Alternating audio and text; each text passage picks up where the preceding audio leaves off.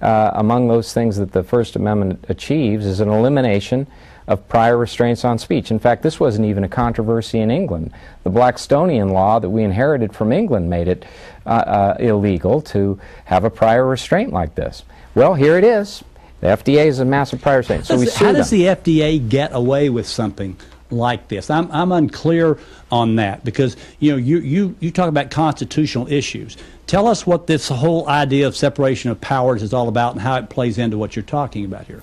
Well, since 1935, the Congress of the United States has delegated to over 182 independent regulatory commissions a combination of legislative, executive, and judicial power. What this means is that you, as the Commissioner of the Food and Drug Administration, can create law by creating regulations, can enforce the law against those you accuse of violating it, and can judge the violation. So you are all-powerful in your sphere. Now, at the time of the founding of the Republic, one of the cornerstones of the American constitutional system is the notion of separation of powers. And James Madison, John Adams, Sam Adams, all of our founding fathers were committed to this notion that power, in order to avoid tyranny, power that is legislative, executive, and judicial has to be in separate power centers. Madison said that if ever any two of those three powers were co-located in a single person, that would be the very definition of tyranny, because the person could be the judge in the instance of the accusation. And you're telling me now that the FDA and other regulatory agencies have all three? Yes, they do.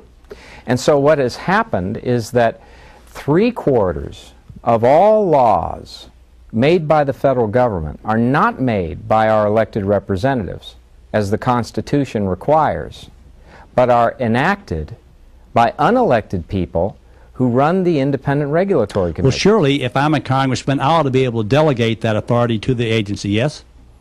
Well, you have done it, but it's unconstitutional in the Let's sense don't of the let a founding little fathers. thing like the Constitution get in our way.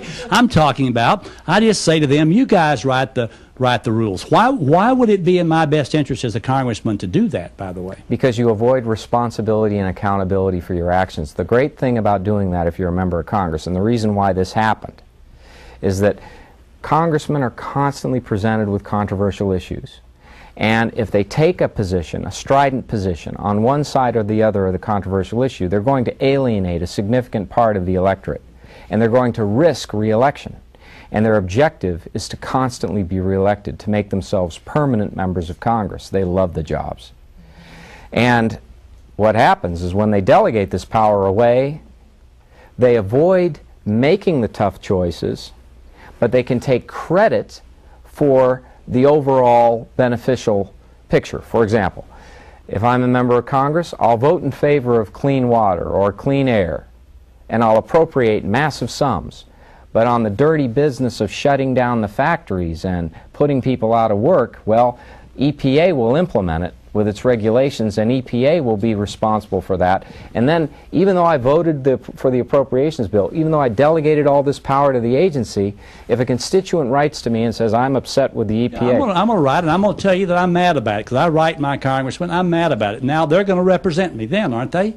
Well, you get the member of Congress who was initially responsible for delegating that power away, who understood by doing that he wasn't going to make the hard choices, who knows that the hard choices are causing you to be unemployed. And what does he do? You write me a letter, I'm a member of Congress, well, I'll either just send the letter to the agency, or I'll write a letter saying I'm upset about that, but it's of no legal consequence.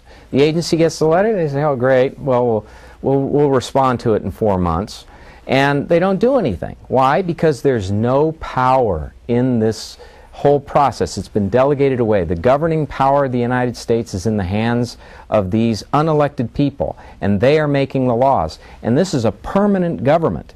This is an oligarchy, this a bureaucratic oligarchy. This is a major bureaucracy. Now, you were telling me a minute ago, I asked you how you beat these folks, and you were telling me about that. So get back to that before I go back to Dr. Simone with another question. Get back to that and how you beat them, and then did they do anything different?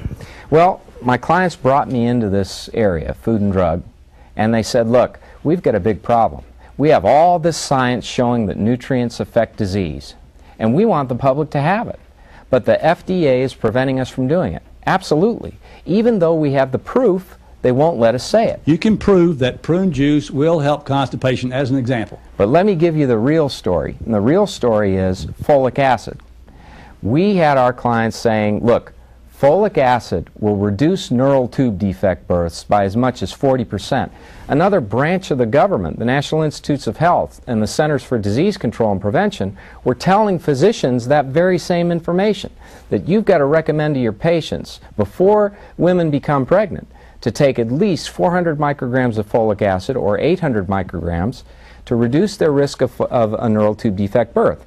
Now, this is vital information, and our clients wanted to put it on their products that sold folic acid, and the FDA said no. And here you have a pediatrician, Dr. David Kessler, the commissioner of the FDA. He's a pediatrician.